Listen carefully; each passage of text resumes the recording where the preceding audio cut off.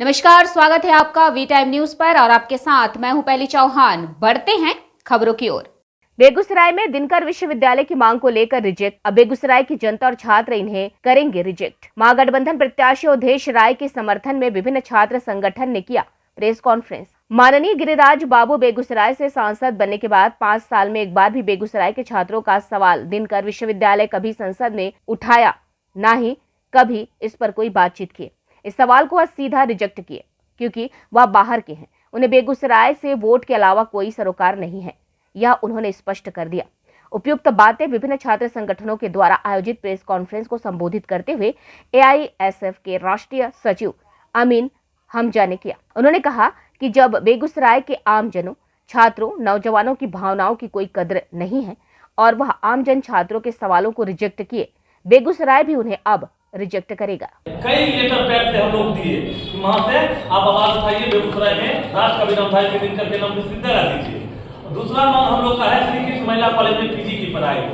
बेगूसराय में इकलौता महिला कॉलेज है, लगभग 7-8 जिले के बच्चे पढ़ने के लिए आते हैं, छात्रा पढ़ने के लिए आते हैं, लेकिन दुर्भाग्य है GD कॉलेज अच्छी बात है, कोऑपरेटिव कॉलेज में 1 से 2 विषय की PG की पढ़ाई शुरू हुआ है, लेकिन अगर महिला कॉलेज में PG की पढ़ाई होती है तो हमारे छात्रा को जो सुविधा मिलना चाहिए वो अभी तक नहीं मिल रहा है। GD कॉलेज में फीस सीमित होता है और स्टूडेंट की संख्या दिन ब दिन बढ़ती जा रही है, लेकिन उसे देखने वाला कोई नहीं है। जो भी प्रतिनिधि है कहीं ना कहीं कान में रुई डालकर सो चुका है, छात्र और छात्रों को समस्या को इग्नोर करते हैं। दूसरा मांग हम लोग का है, तीसरा मांग है जो नई शिक्षा नीति मोदी सरकार के द्वारा चोरी चुपके थोपा जा रहा है आम छात्रों पर, गरीब छात्रों पर, इसका हम तमाम छात्र संगठन घोर विरोधी हैं। निश्चित तौर पे 2024 लोकसभा चुनाव में अगर हम सत्ता में आते हैं, हमारा पार्टी सत्ता में आता है, हमारा इंडिया गठबंधन सत्ता में आता, तो नई शिक्षा नीति हम लोग निश्चित तौर पे सरकार पर दबाव बनाकर वापस करवाएंगे। में दिनकर विश्वविद्यालय चाहिए तो हमारे माननीय सांसद गिरिराज सिंह कहते हैं कि बेगूसराय के लोग देशद्रोही हैं, देशद्रोही का वोट नहीं चाहिए, पाकिस्तान परस्त का देश का वोट नहीं चाहिए। तो अगर गिरिराज सिंह जानते हैं कि बेगूसराय में देशद्रोही है तब तो वो बोले हैं, वो जानते हैं कि बेगूसराय में पाकिस्तान परस्त है तब तो वो बोले हैं। वो 5 साल तक सांसद रहे हैं, वो 5 साल तक मंत्री रहे हैं। अपने मंत्रित्व काल में, अपने संसदीय काल में वैसे पाकिस्तान परस्त लोगों को, वैसे देशद्रोही लोगों पर क्यों नहीं उन्होंने मुकदमा किया, क्यों नहीं उन लोगों को जेल भेजा? ये तो सवाल गिरिराज सिंह से पूछना चाहिए।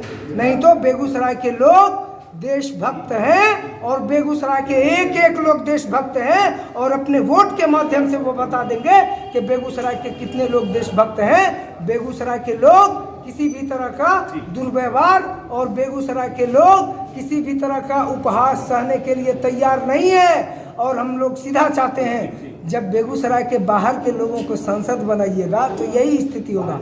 बाहर के लोग क्या आपके घर की पीड़ा को जानेंगे और आपके लोगों को जानेंगे।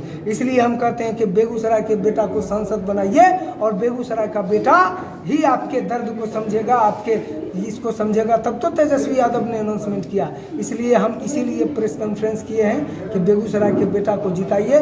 निश्चित तौर पर हमारा जो सवाल है बेगूसराय में दिनकर के नाम पर विश्वविद्यालय का, इस पर हम लोग और संघर्ष को मजबूत करेंगे और पार्लियामेंट में मजबूत से उठाकर बेगूसराय में दिनकर विश्वविद्यालय लाएंगे और देना पड़ेगा। इसलिए हम लोग महागठबंधन के प्रत्याशी अवधेश राय के समर्थन में तो हर बूथ स्तर से हम तमाम छात्र संगठन महागठबंधन के प्रत्याशी अवधेश राय को समर्थन में हैं और उनके लिए हर घर जा कर के वोट की अपील करते हैं और हर घर से मुझे आश्वासन रहता है कि इस बार अवधेश राय को ही वोट मिलेगा। और तमाम लोग बेगूसराय के तमाम लोग महागठबंधन के अवधेश राय को सपोर्ट करते हैं, वोट। शिक्षा को लेकर सवाल भी खड़े होते हैं, आंदोलन भी होते हैं, ये सबसे छुटकारा मिल सकता है क्या महागठबंधन की जब सरकार आएगी तो?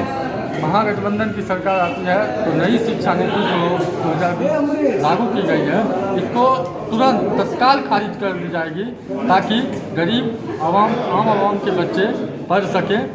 और यह शिक्षा नीति 2020 में जो लागू की गई है, मोदी सरकार के द्वारा जो लागू की गई है, यह गरीब गुरबे के बच्चों को शिक्षा से दूर करने के लिए यह जारी किया गया है। और मैं अपने महागठबंधन के उम्मीदवार से अपील किया हूँ कि वो आते हैं सुन करके तो वो 2020 में शिक्षा नीति को खारिज करें। वी टाइम न्यूज़ के लिए बिहार बेगूसराय से मोहम्मद नबी आलम की रिपोर्ट।